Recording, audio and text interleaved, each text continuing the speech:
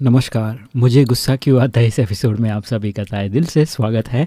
हमारे साथ डॉक्टर जमीला जी बैठे हैं और वो बहुत ही अच्छे बात पिछले एपिसोड में हमने बताया था कि गुस्से के किस तरह के इफ़ेक्ट्स होते हैं अंदर और बाहर, और जो सिम्टम है वो अलग तरीके के गुस्सा निकालने के एक तरीका, जैसे कि कई सबका प्रकट करने का अलग अलग तरीका है जिसको हमने बहुत ही मनोरंजन ढंग से भी हम उसको देख सकते हैं कि किसी को अगर गुस्सा निकालना है तो वो फिर कुछ ना कुछ नुक्स निकालेगा, या फिर किसी को गुस्सा निकालना है तो वो अफवाहें फैलाना शुरू करेगा। ऐसी कई बातें जो बड़ा अलग और बेढंगी सी लगती है, लेकिन फिर भी ये सच है, क्योंकि इसके आधार पे हम जीवन में कई घटनाएं इस तरह की देखते हैं।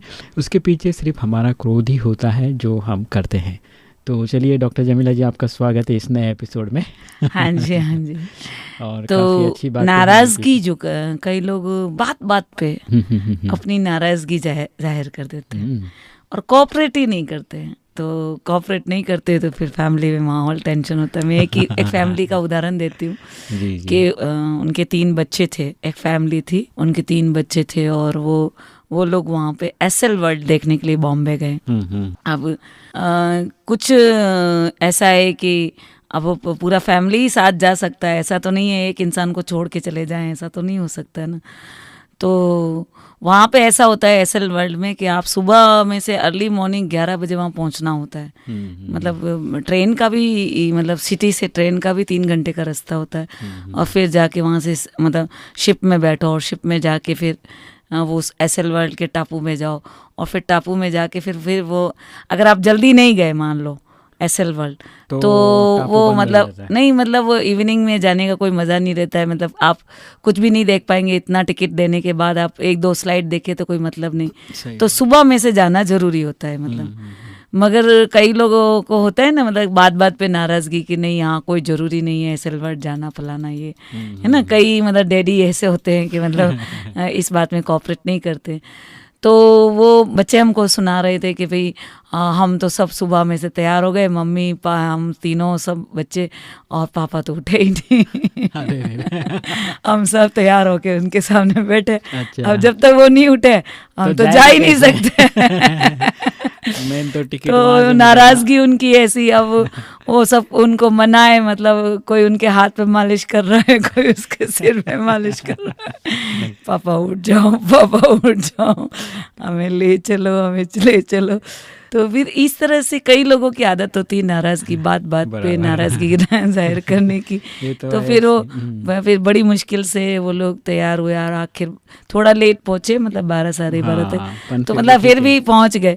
मगर ये क्या है कि अगर लेट जाओ तो फिर वहाँ का कोई मज़ा नहीं रहता है।